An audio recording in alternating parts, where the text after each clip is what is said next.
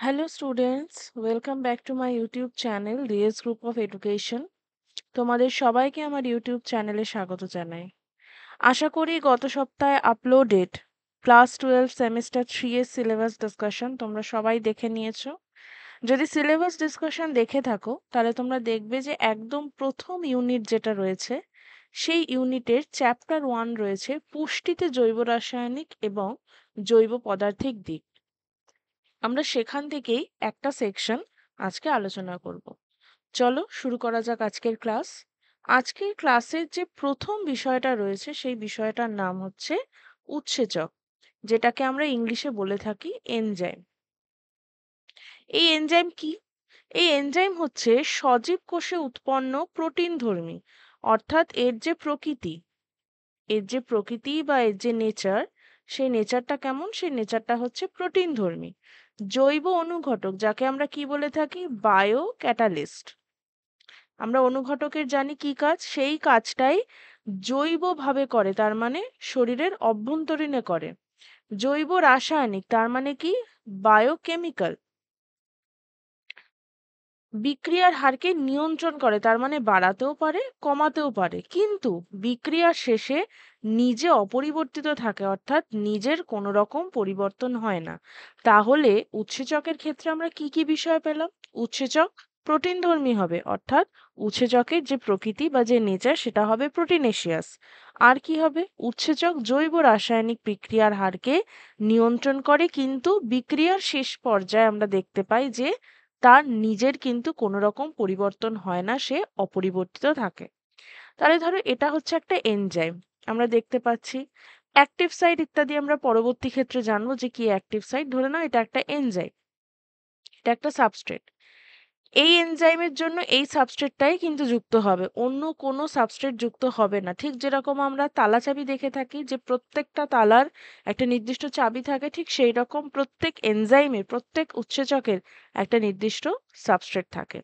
এই দুটো জিনিস যুক্ত হয়ে কি তৈরি হবে? ইএস কমপ্লেক্স বা এনজাইম সাবস্ট্রেট কমপ্লেক্স। এবার দেখো, প্রতিটি এনজাইম একটি নির্দিষ্ট বিক্রিয়ক, এই যে সাবস্ট্রেটের কথা আমরা দেখলাম, এটাকে কি বলা হয়? বিক্রিয়কের উপর কাজ করে থাকে। ঠিক আছে, তার মানে আজকে আমি যদি বলি এটা এ এনজাইম, এই এ এনজাইম এই বি সাবস্ট্রেটের উপরই কাজ করবে, এটা ব্যতীত অন্য কারোর উপর কিন্তু কাজ করবে না। অনেক ক্ষেত্রে বিক্রিয়কের নাম থেকে এনজাইমের নামের উৎপত্তি হয়, তার মানে সাবস্ট্রেটের যা নাম হবে তার থেকে উৎসেচকের নামের উৎপত্তি হয়। যেমন মল্টোজ একটা বিক্রিয়ক, এর থেকে কি তৈরি হয়েছে? মল্টেজ। ঠিক আছে, যখনই আমরা উৎসেচক পাবো দেখতে পাবো টেজ হয়ে যায়, এটা একটা এনজাইম। এবার কোএনজাইমের ক্ষেত্রে বিষয়টা আমরা একটু পরে দেখব, কোএনজাইমের সংজ্ঞা, কোএনজাইম কিভাবে কাজ করে। 3 নম্বর পয়েন্ট কি বলেছে? বলছে কিছু এনজাইম নিষ্ক্রিয়, তার মানে কাজ করে না বা নিষ্ক্রিয় অবস্থায় থাকে, প্রো এনজাইম রূপে অবস্থান করে। ঠিক যেরকম ভিটামিন এ আর ক্যারোটিনের কাজটা ছিল ঠিক সেই রকম, যে নিষ্ক্রিয় অবস্থায় থাকে এবং সহ উৎসেচকের উপস্থিতিতে সক্রিয় হয়। তার মানে কো এনজাইম যখন আসে, সহ এনজাইম যখন আসে, তখন তারা সক্রিয় হয়ে ওঠে এবং তাদের যে বরাদ্দ কাজ সেই বরাদ্দ কাজটা করে থাকে। এনজাইমের সক্রিয়তার জন্য আর্দ্রতা চাই। এনজাইমের সক্রিয়তার জন্য কি চাই? আর্দ্রতা চাই। 5 নম্বর কি বলছে? প্রত্যেকটি এনজাইম অনুকূল উত্তাপে কাজ করে, তার মানে যে টেম্পারেচার বা তাপের প্রয়োজন হয় সেটা একটা নির্দিষ্ট থাকে। দেহের যে উত্তাপ 37 থেকে 45 ডিগ্রি সেলসিয়াস, সেটাকেই বলা হয় অপটিমাম টেম্পারেচার। সেটাকেই বলা হয় অপটিমাম টেম্পারেচার, এবং সেই টেম্পারেচার বা তাপমাত্রাতেই উৎসেচক কাজ করে থাকে। 6 নম্বর কি বলছে? বলছে অল্প তাপ, যদি তাপমাত্রা কম হয় সেই এনজাইমকে নিষ্ক্রিয় করে তোলে। তার মানে যদি মানবদেহের তাপমাত্রা কমে যায়, ঠিক আছে, মানবদেহের তাপমাত্রা যদি কমে যায়, কোনো রকম এনজাইম কিন্তু সঠিক কাজ করতে পারবে না, এবং এনজাইমের কাজ করাটা খুব দরকার। আমরা দেখেছি যে এনজাইম জৈব অনুঘটক হিসেবে কাজ করে, যেরকম পেপসিন, পেপসিন অম্ল মাধ্যমে তার মানে অ্যাসিড, আবার ট্রিপসিন ক্ষার মাধ্যমে তার মানে বেস কাজ করে। ঠিক আছে, এটা হচ্ছে পিএইচ এর উপর ভিত্তি করে। 8 নম্বর কি বলছে? 8 নম্বর বলছে একটি নির্দিষ্ট সময়সীমার মধ্যে এনজাইমের সক্রিয়তা বিক্রিয়কের গাঢ়ত্বের সমানুপাতিক হয়। তার মানে এনজাইমের সক্রিয়তা কি হয়? সমানুপাতিক হয় কার সাথে? বিক্রিয়কের গারত্বের সাথে। ঠিক আছে? তাহলে সক্রিয়তাটা কার উপর নির্ভর করছে? যে বিক্রিয়ক বা যে সাবস্ট্রেট তার গারত্ব কতটা রয়েছে। ৯ নাম্বার কি বলছে? বলছে বিক্রিয়কের গারত্বের একটি নির্দিষ্ট মাত্রায় এনজাইমের সক্রিয়তা বৃদ্ধি পায়। তার মানে আমি ধরলাম মাত্রাটা হচ্ছে 2.5। এই 2.5 মাত্রাতেই ওর সক্রিয়তা বৃদ্ধি পাবে। কিন্তু অত্যাধিক বিক্রিয়কের যদি উপস্থিতি হয় তাহলে এনজাইমের বিক্রিয়ার যে হার সেটা কিন্তু অপরিবর্তিতও থাকতে পারে, আবার কমেও যেতে পারে। তার মানে কোনো কিছুই বেশি না। সেটা এনজাইমের উপস্থিতি বা অনুপস্থিতি। তাতে কি হয়? তাতে বিক্রিয়ার যে হার সেটা অপরিবর্তিতও থাকতে পারে, আবার কমেও যেতে পারে। ১০ নাম্বার কি বলছে? প্রতিটি কোষে কত সংখ্যক এনজাইম থাকবে তা বংশগতভাবে নির্ধারিত। অর্থাৎ আমার জেনেটিক্স ঠিক করবে আমার কোষে কতগুলো করে এনজাইম থাকবে। যারা তোমরা রয়েছো তোমাদের প্রত্যেকের জেনেটিক্স বা তোমাদের প্রত্যেকের বংশগতি নির্ভর করছে যে তার কতগুলো এনজাইমের কত সংখ্যক প্রতিটি কোষে থাকবে। ঠিক আছে? তাহলে কতগুলো বৈশিষ্ট্য আমরা দেখলাম যা এনজাইমের রয়েছে। নেক্সট টপিকে যাওয়ার আগে বলে দিই যে তোমরা ভিডিও দেখছো কিন্তু লাইক করছো না, শেয়ার করছো না এবং সাবস্ক্রাইবও করছো না। তো ডেফিনেটলি এই ৩ টে জিনিস করে নেবে। নেক্সট টপিকে যদি আমরা যাই, নেক্সট টপিক হচ্ছে রেগুলেটরি এনজাইম। রেগুলেটরি মানে রেগুলেট করা।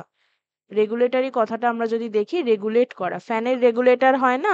এই যে গরমকালে কখনো হয়তো খুব বেশি গরম লাগছে তখন ফ্যানের যে রেগুলেটরের বিষয়টা আমরা একটু হাই স্পিড করে দিই। আবার একটু বর্ষা বর্ষা পড়লে আমরা ওটাকে একটু কমিয়ে দিই। ফ্রিজের ক্ষেত্রে আমরা রেগুলেটর দেখি টেম্পারেচারের ক্ষেত্রে। তো রেগুলেটরের কাজ কি? রেগুলেটরের কাজ হচ্ছে কোনো জিনিসকে কমানো, কোনো জিনিসকে বাড়ানো। ঠিক সেম ভাবেই আমরা উৎসেচকের ক্ষেত্রেও রেগুলেটরি এনজাইম বা রেগুলেটরি উৎসেচক দেখতে পাই। কিরকম? বলছে কোষের এক বিশেষ ধরনের এনজাইম যারা বিভিন্ন ধরনের বিপাকীয় সংকেতকে বুঝতে পারে এবং প্রয়োজন মতো বিক্রিয়ার হারকে নিয়ন্ত্রিত করতে পারে। তাহলে রেগুলেটরির কাজ কি বা রেগুলেটরের কাজ কি? নিয়ন্ত্রণ করা। তাহলে এই ধরনের এনজাইমগুলো কি করবে? এই ধরনের এনজাইমগুলো বিক্রিয়ার যে হার তাকে নিয়ন্ত্রণ করবে। সেই কারণে এদেরকে বলা হয় রেগুলেটরি এনজাইম। এবার হচ্ছে হলো এনজাইম। হলো এনজাইম কি? এটা একটা কার্যকরী এনজাইম, সম্পূর্ণ কার্যকরী এনজাইম যা জৈব রাসায়নিক বিক্রিয়া সম্পন্ন করতে সক্ষম। এর আবার দুটো প্রধান অংশ থাকে, একটা অ্যাপো এনজাইম আর একটা কোফ্যাক্টর। অ্যাপো এনজাইম কি? এটা একটা প্রোটিন অংশ যা একা একা নিষ্ক্রিয় থাকে। তার মানে ওর কাউকে একটা দরকার হয় তারপরেও সক্রিয় হয়। যেটা কোফ্যাক্টর থাকে সেটা কি? এটা হচ্ছে প্রোটিন নয় কিন্তু এমন একটা উপাদান যা ধাতব আয়ন বা একটা জৈব অণু যেরকম কোএনজাইম হতে পারে। সহগণক মানে কোফ্যাক্টর ছাড়া এনজাইম কার্যকর হয় না। এবার ছবিটা দেখি হলো এনজাইমের স্ট্রাকচারটা। বলছে এটা একটা অ্যাপো এনজাইম। অ্যাপো এনজাইমটা প্রোটিন পোর্শন হতে পারে যেটা ইনঅ্যাক্টিভ রয়েছে। এটা কোএনজাইম। কোএনজাইমের মধ্যে মানে কোফ্যাক্টর যেটা নন প্রোটিন। তার মানে কোএনজাইম কিন্তু প্রোটিনের মানে প্রোটিন নেচার হবে না বা প্রকৃতিতে সেটা প্রোটিনেশিয়াস হবে না। এটা অ্যাক্টিভেটর। তার মানে এই যে ইনঅ্যাক্টিভ বা নিষ্ক্রিয় জিনিসটাকে কে সক্রিয় করছে? এই কোএনজাইম সক্রিয় করছে। এই যে জিনিসটা দেখো এখানে যুক্ত হয়ে গেল। ঠিক আছে? এবং তারপর এর সাথে কি যুক্ত হলো? সাবস্ট্রেট যেটা দরকার বিক্রিয়াটা করার জন্য। তারপর তৈরি হচ্ছে হলো এনজাইম, হোল এনজাইম যেটা অ্যাক্টিভ ফর্মে রয়েছে। তার মানে অ্যাপো এনজাইম একটা নিষ্ক্রিয় জিনিস যার সাথে যুক্ত হয় কোএনজাইম তখন ওটা হয়ে যায় সক্রিয়। তারপর তার সাথে আবার যখন সাবস্ট্রেট যুক্ত হয় সেটা একটা সম্পূর্ণ হলো এনজাইম গঠন করে যেটা একটা সক্রিয় সম্পূর্ণ উৎসেচক হলো। নেক্সট এবার হচ্ছে কোএনজাইম বা সহ উৎসেচক। এটা আমরা দেখলামই যে প্রোটিন না, এমন একটা অংশ যা এনজাইমের সঙ্গে যুক্ত হয়। সংযুক্ত অপ্রোটিন অংশটি এনজাইম প্রোটিনের সঙ্গে দৃঢ়ভাবে আবদ্ধ থাকলে তাকে প্রস্থেটিক গ্রুপ বলে। এখান থেকে আরেকটা টার্ম আমরা পেলাম। কি টার্ম পেলাম? আমরা এখানে দেখলাম যে প্রস্থেটিক গ্রুপের কথা। প্রস্থেটিক গ্রুপের কথাটা কিভাবে এলো? এনজাইমের সঙ্গে যুক্ত থাকে সংযুক্ত অপ্রোটিন মানে যে প্রোটিন নয় এবং এই অংশটি দৃঢ়ভাবে তার মানে খুব শক্তভাবে আবদ্ধ থাকে সেটাকে বলা হয় প্রস্থেটিক গ্রুপ। শিথিলভাবে আবদ্ধ থাকলে সেটাকে সহ উৎসেচক বা কোএনজাইম আমরা বলবো। তাহলে দেখো একটা জায়গা থেকে আমরা কতগুলো ইম্পর্টেন্ট টার্ম পেলাম।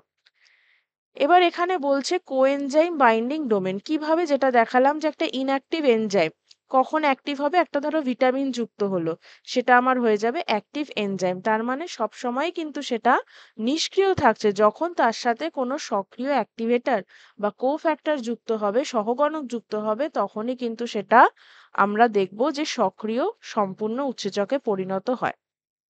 এবার দেখব যে কার্বোহাইড্রেট পরিপাকে কিভাবে এই উৎসেচকগুলো সাহায্য করছে। আমরা এটা দেখব না, এটা দেখব না, আমরা এই উৎসেচক বা এনজাইম দেখব, বিক্রিয়ক সাবস্ট্রেট দেখব এবং উৎপন্ন বস্তু দেখব।